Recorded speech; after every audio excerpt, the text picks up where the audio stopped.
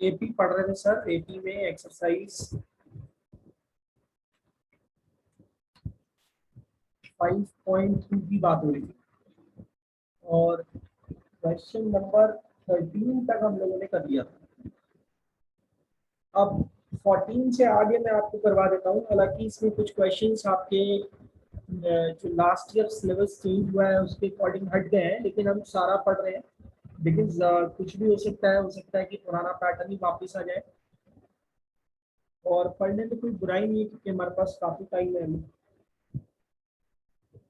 Question number 14 अगर हम देखें तो क्वेश्चन नंबर 14 में ये कह रहा है कि how many multiples of 4 lie between 10 and 250?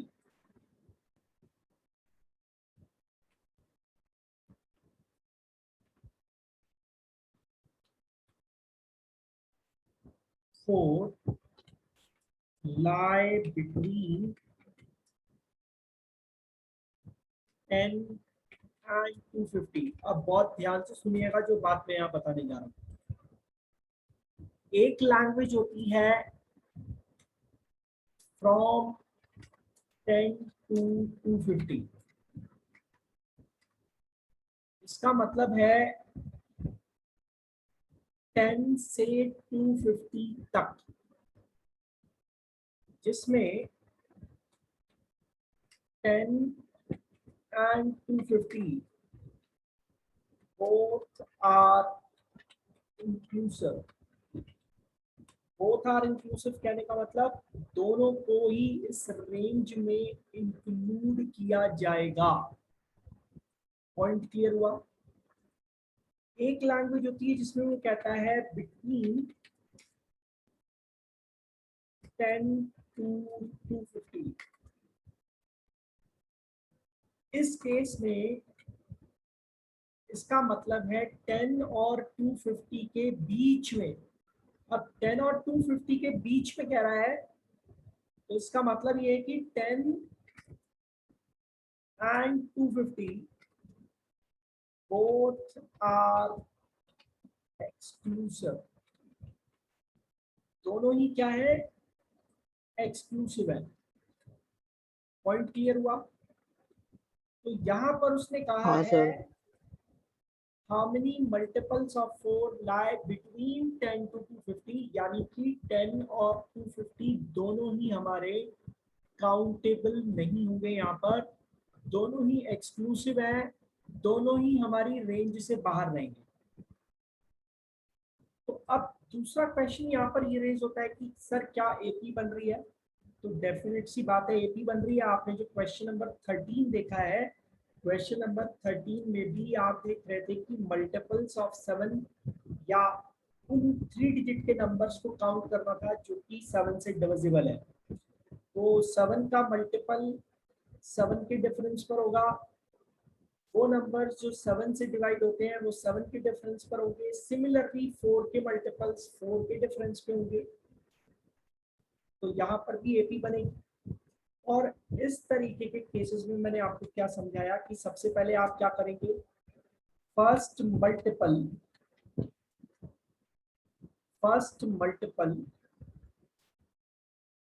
In this range, first multiple of 4 in this range, या आप लिख सकते हो बिटवीन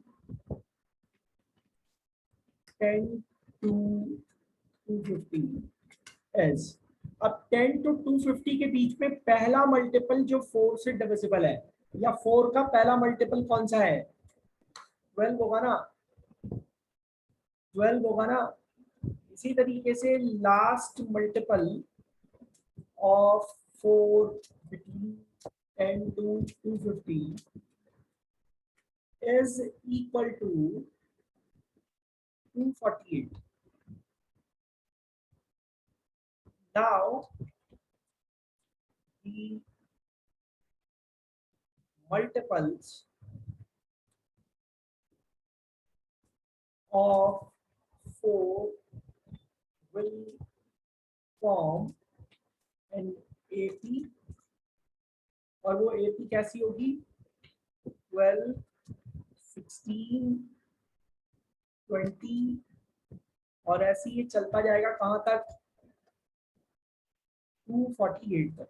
होपफुली आप समझ पा रहे हो कि मैंने क्या लिखा है। तो मैंने मल्टीपल्स लिख दिए हैं, वो सारे मल्टीपल्स जो इस रेंज में आ रहे हैं वो कुछ इस तरीके से यहाँ पर आ रहे होंगे और वो एक AP बनाएंगे। तो आप यहाँ पर मुझे निकालना है कि इस AP में टोटल कितनी टर्म्स है, बिकॉज जितनी टर्म्स होंगी उतने ही मल्टीपल्स होंगे यहाँ पर। तो हम लोग क्या करते हैं, हमें साफ साफ समझ में आ रहा है हमारा फर्स्ट टर्म क्या है, हमारी 12, कॉमन डिफरेंस क्या है हमारा 4 और हमें नंबर ऑफ टर्म्स निकालनी है। तो हम लोग ये कह सकते हैं कि सर हमारी AP 248 तक जा रही है 12 से स्टार्ट होके। जो नंबर इस 248 का होगा 248 जिस भी नंबर की टर्म होगी इस AP में उतनी ही टर्म्स होनी चाहिए AP में, क्योंकि हमारी 248 तक की AP जा रही है और वो हमारी लास्ट टर्म है। तो हम लोग यहाँ एज्यूम कर लेते हैं कि हमारी nth टर्म क्या है 248। Now we will just equate it 248 is equal to 12 plus n minus 1 into d। d का वैल्यू है आपका 4। 248 is equal to 12 plus 4n minus 4। Further solve कर रहे हैं इसको, क्या मिलेगा 4n is equal to 240 और n का वैल्यू हो गया हमारा 60। तो नॉर्मली इक्वेशन सॉल्व करनी है बहुत इजीली कर सकते हैं। कोई प्रॉब्लम है तो बताओ। नहीं होनी चाहिए सर। नहीं सर। इसके अलावा मैंने इस तरीके के स्पेशल केसेस के लिए एक और फॉर्मूला आपको दिया कि अगर आप नंबर ऑफ टर्म्स फाइंड करना चाहते हैं जहां पर आपको लास्ट टर्म और फर्स्ट टर्म ऑलरेडी पता है, तो आप डायरेक्टली इस फॉर्मूले का यूज भी कर सकते हैं। इस फॉर्मूले का last term minus first term upon common difference +1। इस फॉर्मूले के यूज से आप नंबर ऑफ टर्म्स यहाँ पर फाइंड कर सकते हैं। तो आप देखिए आपकी लास्ट टर्म क्या है 248, आपकी फर्स्ट टर्म क्या है 12। ये जो हमारा nth टर्म का फॉर्मूला है, इस nth टर्म के फॉर्मूले को जनरलाइज करके ही हम लोगों ने ये नंबर ऑफ टर्म्स का फॉर्मूला बना लिया। अब सवाल ये उठता है कि क्या सर हमारे स्कूल के टीचर इस पर मार्क्स देंगे? अगर समझदार टीचर होगा तो जरूर देना चाहिए, बाकी आपको पता होगा कि आपके स्कूल का टीचर समझदार है या नहीं। वैसे नॉर्मली बच्चों को लगता नहीं है ऐसा। तो सर अगर हम इसको सॉल्व करते हैं तो हमें क्या मिलता है, देखो 236 डिवाइडेड बाय 4 +1 कितना आएगा, कितना आ रहा है सॉल्व करने के बाद? वही आएगा सर जो ऊपर आ रहा था। 236 divided by 4 will give you 59. 59 plus 1 is equal to 60. So you can directly find out the number of terms where we are having the last term and first term of the AP. And the common difference should also be known to you. Clear हो गया? समझ में आया? Sir इतनी मेहनत करने की भी जरूरत नहीं है, आप सीधा सीधा ये देख सकते हो कि हमें 10 to 250 के बीच के मल्टीपल निकालने हैं। तो देखो बेटा, अगर मैं आपसे ये कहता कि 250 तक कितने मल्टीपल होंगे, अगर मैं आपसे ये कहता कि 250 तक 4 के कितने मल्टीपल हैं, 1 से स्टार्ट करो 250 तक 4 के कितने मल्टीपल हैं, तो आप सीधा सीधा इसको 4 से डिवाइड कर देते। और जब आप इसको 4 से डिवाइड करते तो आपको यहाँ पर कुछ इस तरीके की वैल्यू मिलती। कैसी वैल्यू मिलती? 4 से डिवाइड करते कैसी वैल्यू मिलती? 62.5 ऐसा मिलता आपको। इसका मतलब मैं ये कह सकता हूँ कि 62 मल्टीपल्स हैं यहाँ पर।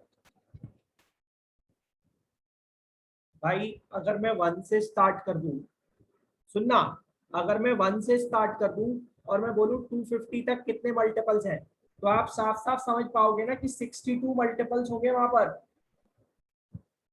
नहीं आ रहा है समझ में? आ रहा है सर। 62 मल्टीपल्स होंगे ना। अगर मैं बोलूं 1 से स्टार्ट करो और 250 तक 4 के कितने मल्टीपल्स हैं, साफ साफ समझ में आ रहा है 62 मल्टीपल्स होंगे। जो लास्ट मल्टीपल होगा वो 248 होगा। देख लो कैसे, 62 इंटू 4 करोगे तो 248 आएगा। अब समझ में आया?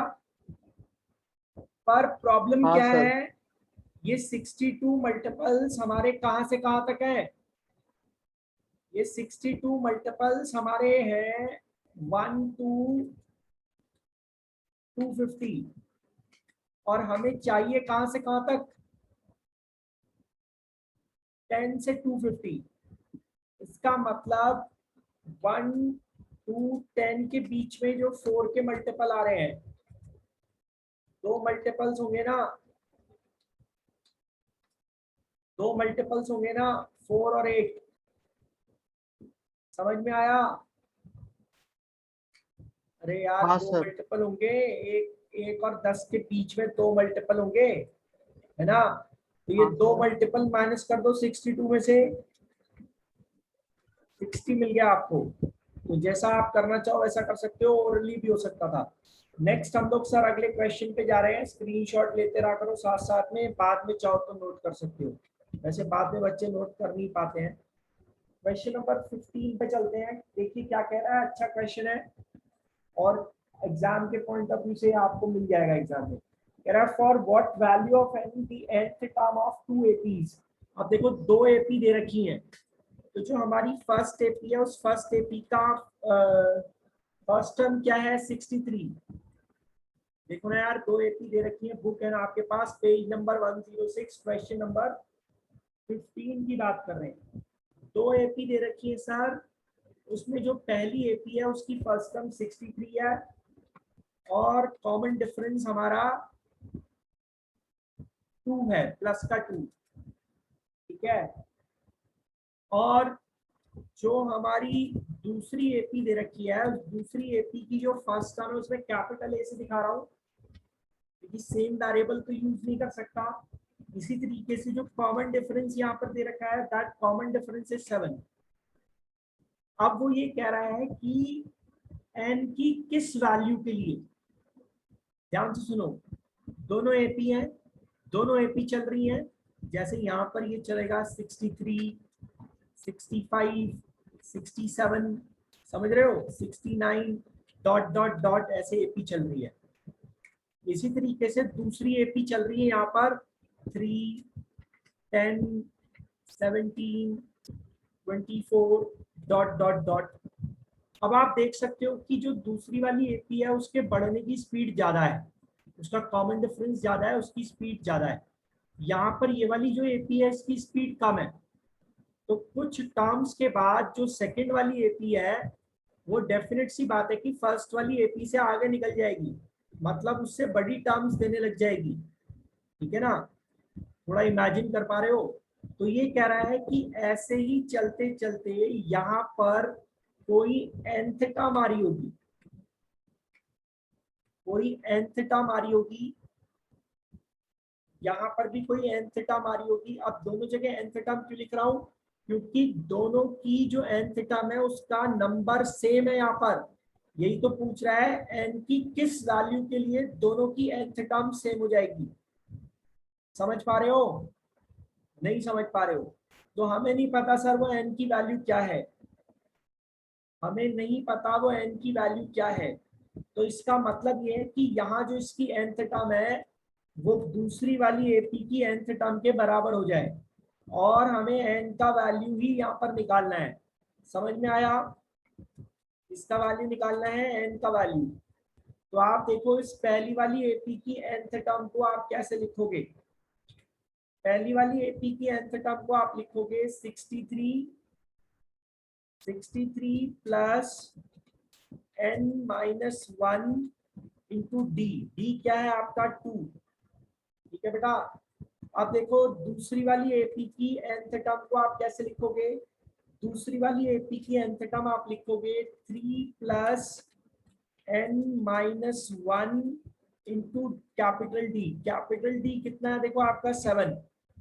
जो दूसरी वाली एपी का, अरे यार समझ नहीं रहे हो क्या? ये nth टर्म हो गई ना हमारी दूसरी वाली एपी की। अरे भाई ये हमारी फर्स्ट एपी की nth टर्म का वैल्यू, ये हमारी सेकंड एपी की nth टर्म का वैल्यू है। दोनों को हम इक्वेट कर रहे हैं क्योंकि यही तो पूछ रहा है कि n की किस वैल्यू के लिए इसकी nth टर्म और इसकी nth टर्म इक्वल होने जा रही है। तो हम सर इक्वल रख देते हैं, n का वैल्यू अपने आप मिल जाएगा। तो इसको हम सॉल्व करेंगे तो देखो 63 plus 2n minus 2 is equal to 3 plus 7n minus 7। अब सर इसको सॉल्व करना है, आपको मालूम है linear equation in one variable की तरह हम इसे सॉल्व कर सकते हैं।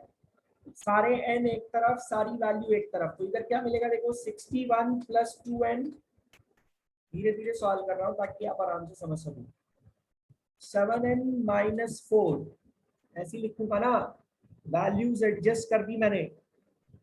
अब सारी वैल्यूज एक तरफ, सारे वेरिएबल एक तरफ।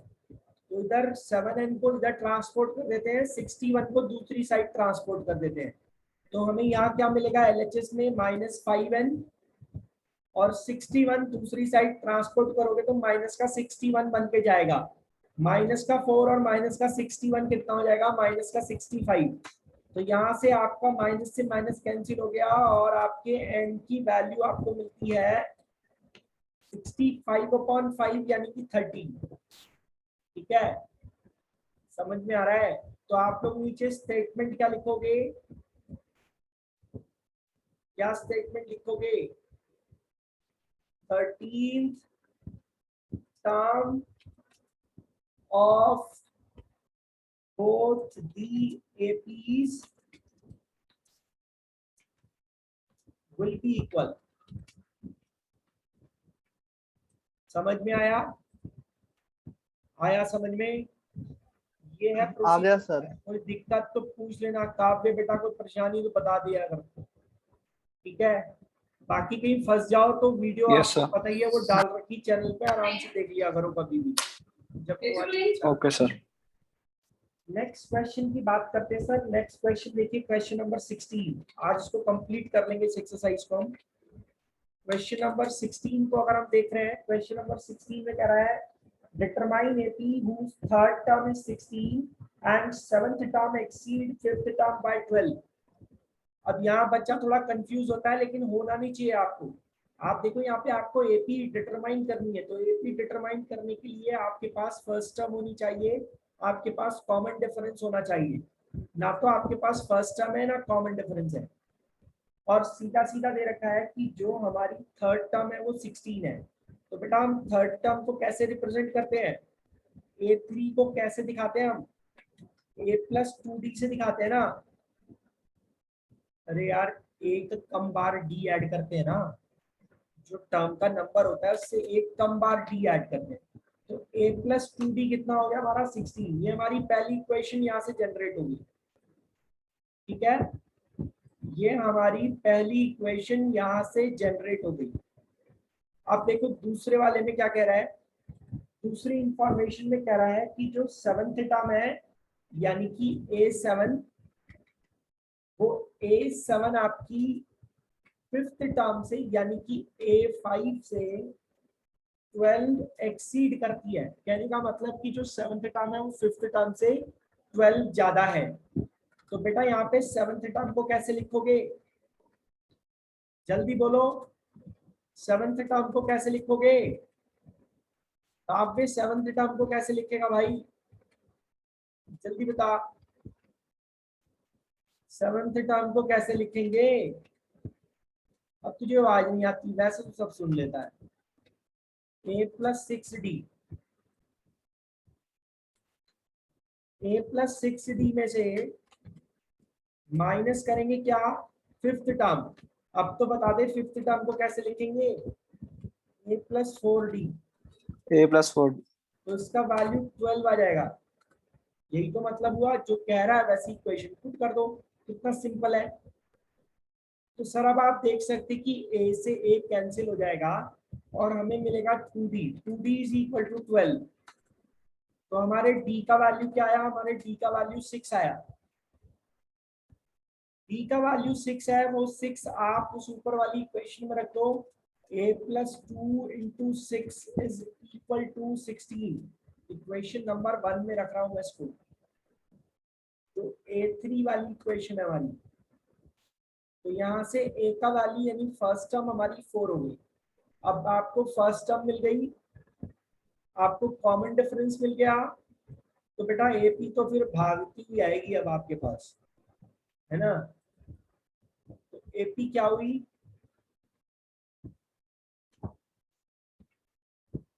AP क्या बनेगी, 4 फर्स्ट टर्म है, कॉमन डिफरेंस क्या है 6 है, यानी कि 10, 16, 22। अब पूरा लिखना नहीं है, डॉट डॉट डॉट 3 डॉट मार के छोड़ दो। क्लियर हो गया। अब इतनी मेहनत करने की क्या जरूरत है, अगर ये केस स्टडी या MCQ में आ जाए तो ओरली भी सॉल्व कर सकते हो। सीधा सीधा आपको मैं 50 बार बता चुका हूँ कि सेवंथ टर्म और फिफ्थ टर्म के बीच का डिफरेंस 12 क्यों जनरेट हुआ होगा, क्योंकि फिफ्थ टर्म से सेवंथ टर्म तक जाते जाते आपने डिफरेंस को 2 बार ऐड किया होगा। जो 2 टाइम्स ऑफ डिफरेंस आपने ऐड किया है वही आपको फिफ्थ टर्म से सेवंथ टर्म तक ले गया, और इसी वजह से सेवंथ टर्म फिफ्थ टर्म से 12 ज्यादा हो पाई। तो सीधा सीधा यहाँ दिख रहा है कि कॉमन डिफरेंस का वैल्यू 6 होगा, इतनी मेहनत करने की क्या जरूरत है। कॉमन डिफरेंस 6 है, आपकी थर्ड टर्म 16 है, थर्ड टर्म 16 है, कॉमन डिफरेंस 6 है। तो 16 में से एक बार 6 माइनस करोगे तो आपको सेकंड टर्म मिल जाएगी 10। फिर आप 10 में से एक बार और 6 माइनस करोगे तो आपको फर्स्ट टर्म मिल जाएगी 4। तो भाई इसमें क्या तकलीफ है, मुझे समझ नहीं आता कि बच्चे क्यों नहीं कर पाते इसको। अब आया समझ में, अब इसमें क्या था भाई जो नहीं होता तुमसे। स्क्रीनशॉट लो, आगे बढ़े।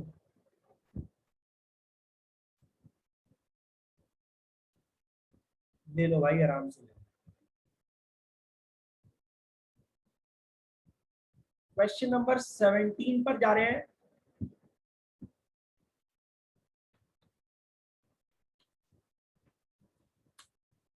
क्या कह रहा है देखिए, कह रहा है find the 20th term from the last term of AP।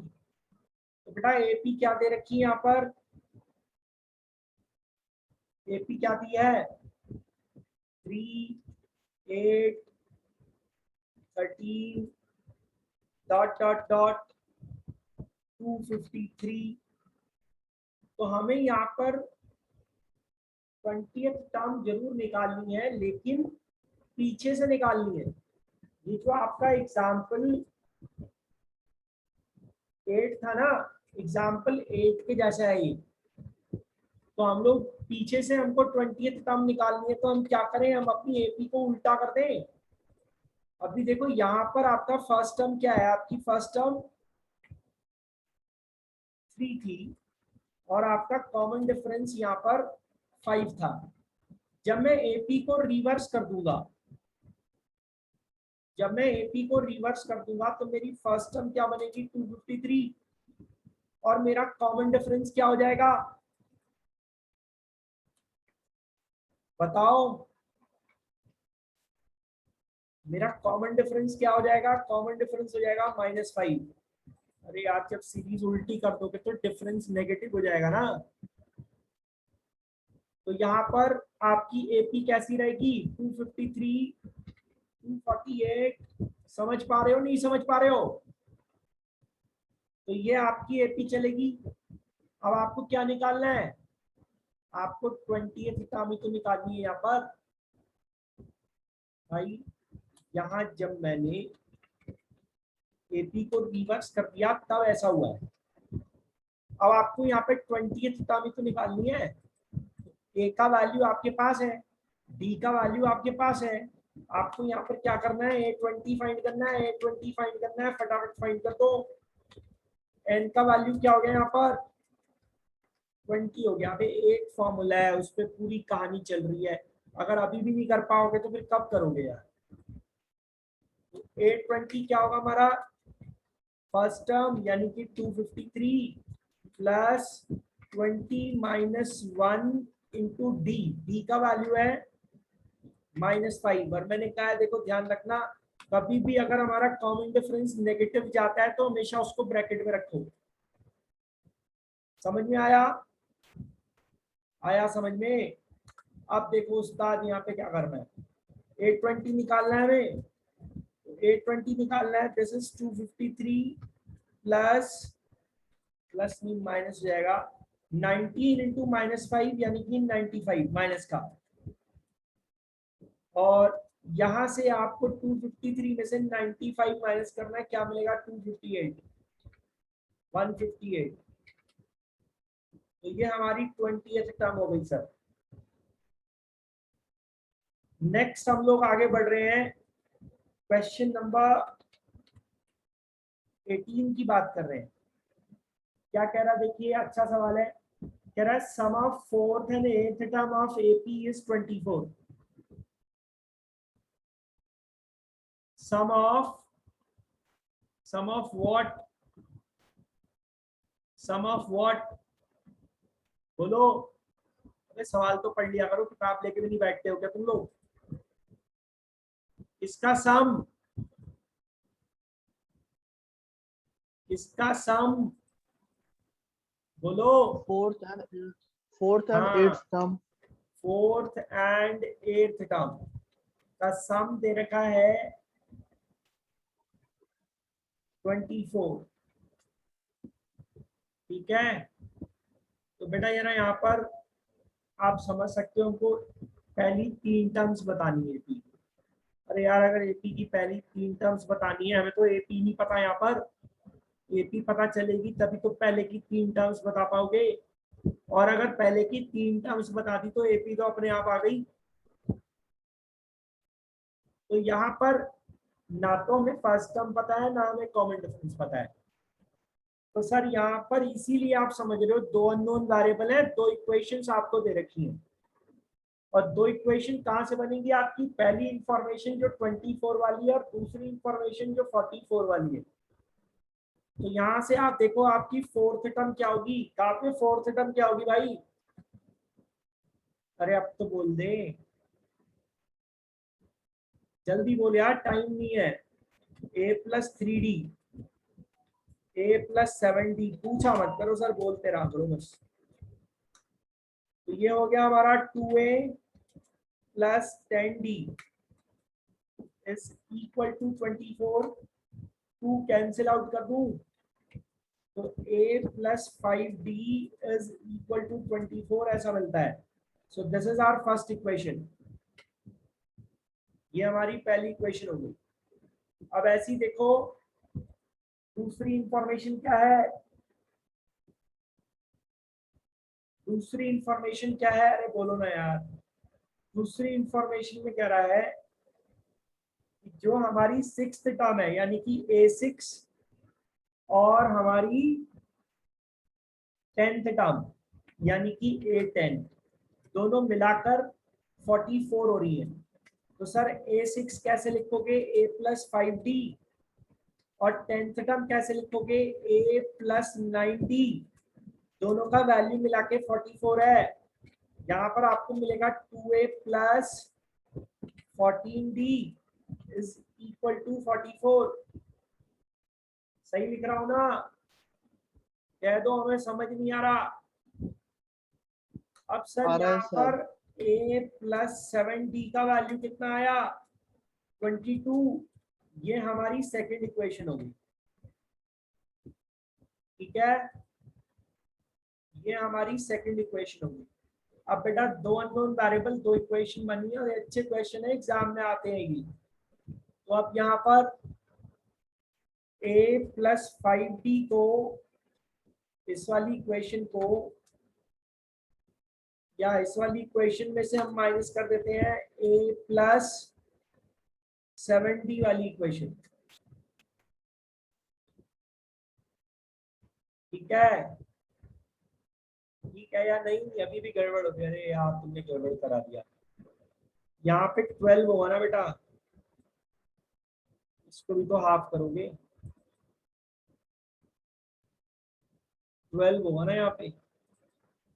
यहाँ पर कितना माइनस करें? 12 में से माइनस करें 24 लिख दिया यार।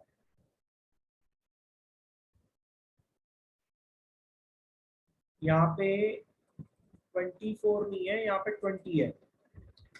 ओहो 12 है 12। और देखो ये गड़बड़ होती है, अब हम लोग भी गड़बड़ कर रहे हैं, तो आपका क्या होगा ये सोचो। यही सिली मिस्टेक्स है। अब देखिए सर, आप जब माइनस करोगे इसे तो क्या मिलेगा? -2d इज इक्वल टू -10, यानी कि d का वैल्यू कितना आया? 5। d का वैल्यू 5 आया। d को उठा के आप पहली इक्वेशन में रखो तो a का वैल्यू क्या मिलता है? क्या मिलेगा a का वैल्यू? अरे बोलो। -13। तो हमारे को यहाँ पर फर्स्ट टर्म -13 मिली, कॉमन डिफरेंस प्लस का 5 मिला। तो सर हमारा एपी क्या होगी? हमारी एपी बनेगी -13 कॉमा +5 करते जाना हर बार। 5 ऐड करते जाऊँ अब, और थोड़ी कुछ करना है। ठीक है, 5 ऐड करते जाओ। तो इसमें 5 ऐड करोगे तो -18 मत बना देना, -8 बनेगा, फिर -3 बनेगा, फिर 5 ऐड करोगे तो 2 बनेगा। ठीक है, ऐसे चलेगा। तो पहले हमें शुरू की 3 टर्म्स निकालनी थी। तो शुरू की 3 टर्म्स हमें निकालनी थी, तो -13 -8 -3, बात खत्म। ठीक है, तो आपके एग्जाम में यहीं तक ही आने का चांस है। अभी बाकी के 2 क्वेश्चन और वो भी हम देख लेते हैं, अभी हमारे लिए तो अच्छा ही है। क्वेश्चन 19 देखो, इसको खत्म करेंगे बस आज। क्वेश्चन 19 देखो क्या कह रहा है। कह रहा है सुब्बा राव है, सुब्बा राव। सुब्बा राव हमारे देश में एक बहुत बड़े जस्टिस रहे हैं, सुप्रीम कोर्ट के चीफ जस्टिस भी रहे हैं। और उन्होंने ऐसे ऐसे फैसले भी दिए थे कि सोच भी नहीं सकते हम लोग। ठीक है, खैर अब वो बात की बात है। बहुत मजेदार कहानी है उनकी।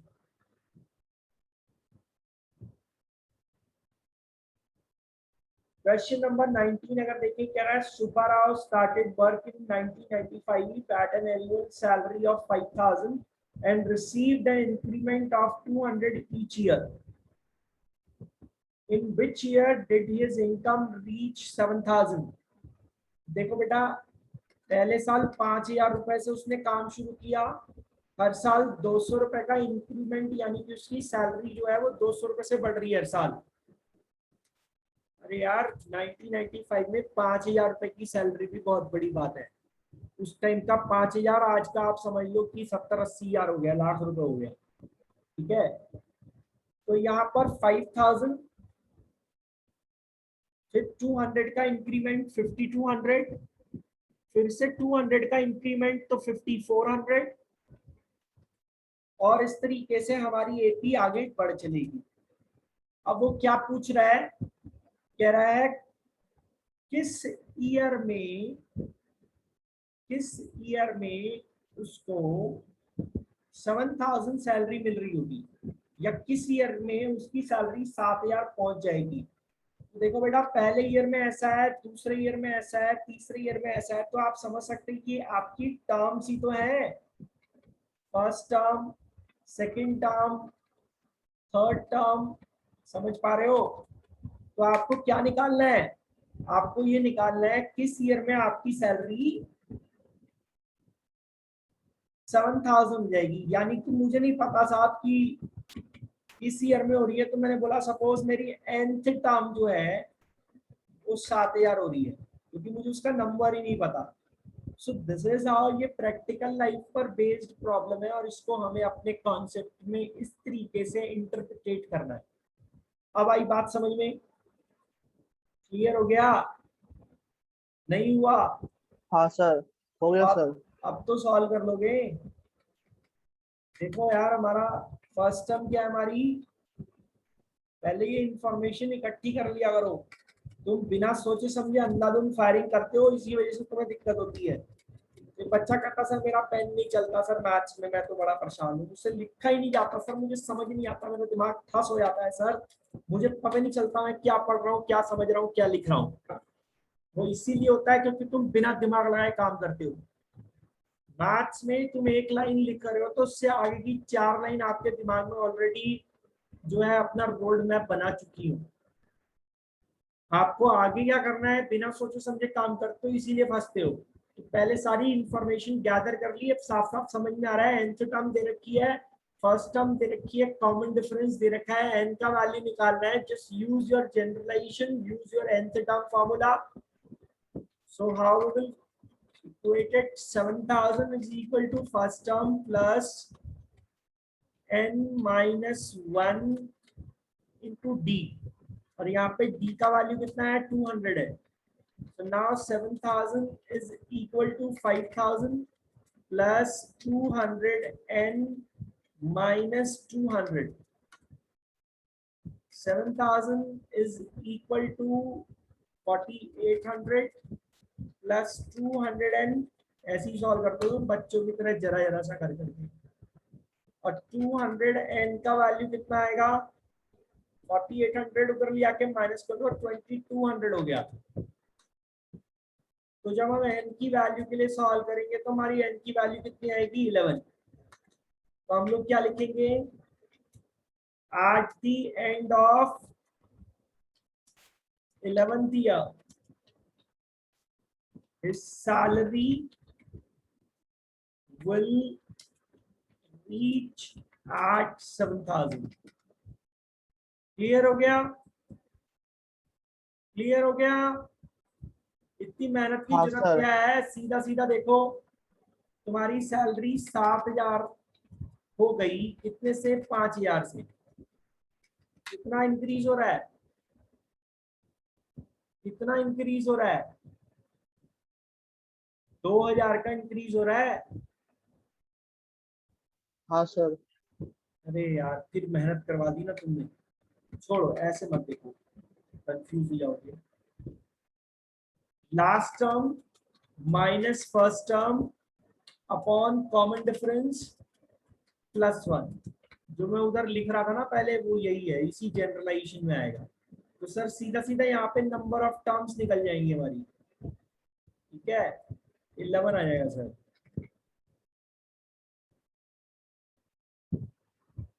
अब सर लास्ट क्वेश्चन देखते हैं फटाफट, समय कम रह गया है भाई। ऑनलाइन ऐसी है यार, कभी कनेक्ट होता है कभी नहीं होता। अब मैं दूसरी मीटिंग को ओपन करके बैठा हूँ 10 मिनट से, मैं कह रहा हूँ यार ये ज्वाइन नहीं कर रहे, ज्वाइन नहीं कर रहे। फिर मैं तुम्हें मैसेज भेजने वाला था गुस्से से भरा हुआ, मैंने कहा ज्वाइन क्यों नहीं करते हो। फिर मैंने देखा यार गलती तो मेरी है। अब रामकली की भी सुन लो। रामकली 5 रुपए बचाती है पहले हफ्ते में, और फिर वो अपनी वीकली सेविंग को 1.75 से इंक्रीज करती जाती है हर वीक में। कह रही है nth वीक में उसकी सैलरी 20.75 हो गई।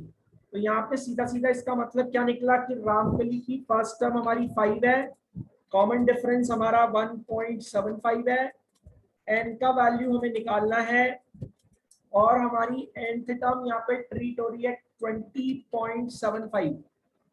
तो सर सीधा सीधा हम इसको सॉल्व करेंगे। अब आप समझ गए होंगे कि चल क्या रहा है यहाँ पर। रामकली की भी सुन लो। 20.75 is equal to first term plus, अब ये वही हो गया ना, रामकली की सैलरी और सुब्बा राव की सैलरी एक ही बात है, n-1। अब ये 1857 की सैलरी होगी, है 20 रुपए 75 पैसे, 1.75 से मल्टीप्लाई कर देंगे। है।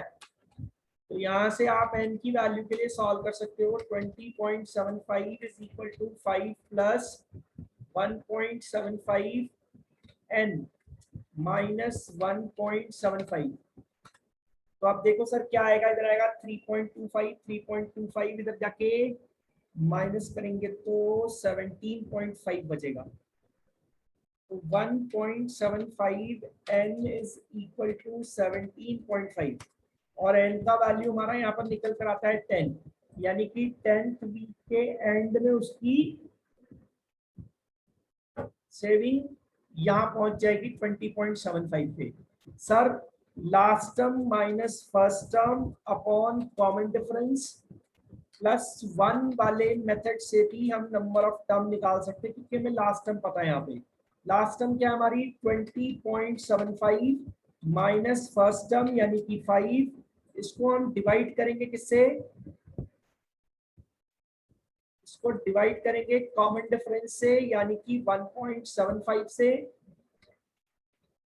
और लास्ट में प्लस 1 कर देंगे तो भी हमें नंबर ऑफ टर्म्स मिल जाएंगी। और आप देख सकते हैं अगर हम इसको सॉल्व करते हैं तो हमें नंबर ऑफ टर्म्स यहाँ पर मिलती हैं 9 प्लस 1 यानी कि 10।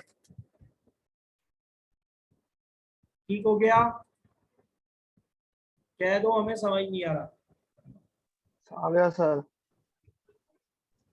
तो यहाँ तक सर इतना ही है। ये एक्सरसाइज अब कंप्लीट होती है। कल हम बहुत मजेदार और धमाकेदार चटपटे तरीके से पढ़ेंगे sum of first N terms of AP, और आपका दिल